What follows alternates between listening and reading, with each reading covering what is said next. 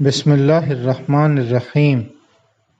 اب تک ہم نے سورہ صاد کی ابتدا سے آیت نمبر 16 تک دیکھا ہے۔ آج آیت نمبر 17 سے 20۔ سورہ صاد قرآن میں 38 نمبر کی سورہ ہے، 23ویں پارے میں۔ اعوذ باللہ من الشیطان الرجیم، بسم اللہ الرحمن الرحیم۔ اصبر علی ما یقولون واذکر عبدنا داود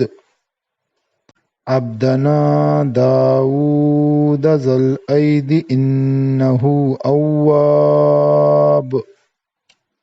انا سخرنا الجبال معه يسبحن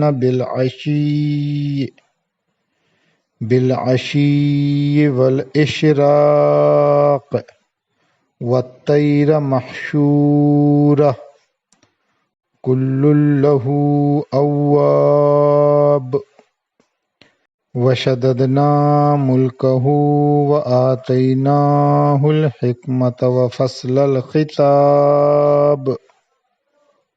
ان کا ترجمہ: جو کچھ وہ کہتے ہیں اس پر صبر کرو، اور ہمارے بندے داؤد کو یاد کرو جو قوت والا، رجوع کرنے والا تھا۔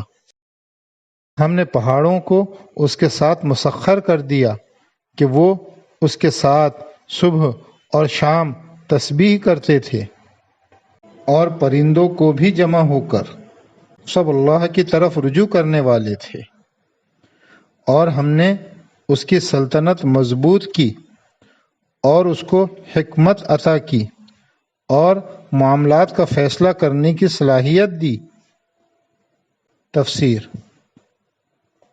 دین میں صبر کی بے حد اہمیت ہے، مگر انسان کی اذیتوں پر صبر وہی شخص کر سکتا ہے جو انسان کے معاملے کو خدا کے خانے میں ڈال سکے۔ انسان کی اذیتیں یعنی انسان سے ملنے والی تکلیفیں۔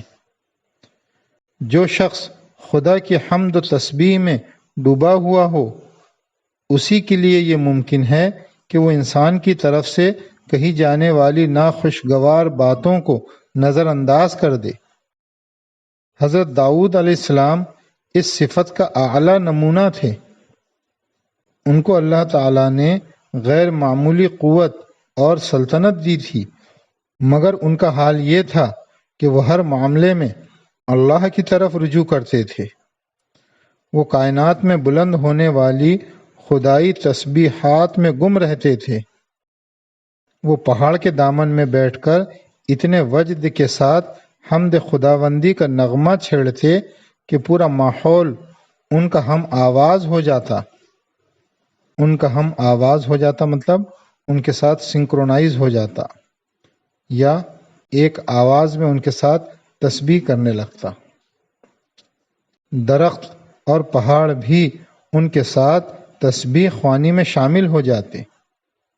اللہ تعالیٰ نے حضرت داؤد علیہ السلام کو جو حکومت دی تھی وہ نہایت مستحکم حکومت تھی، بالکل سٹیبل حکومت۔ اس استحکام کا راز تھا حکمت اور فصل خطاب۔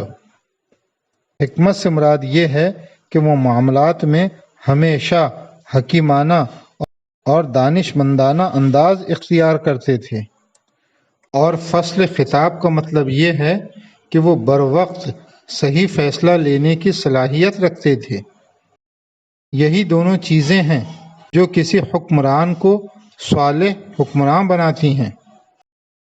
اس کے اندر حکمت ہونا اس بات کا ضامن ہے کہ وہ کوئی ایسا اقدام نہیں کرے گا جو فائدے سے زیادہ نقصان کا سبب بن جائے، اور فصل خطاب اس کا ضامن ہے کہ اس کا فیصلہ ہمیشہ منصفانہ فیصلہ ہوگا۔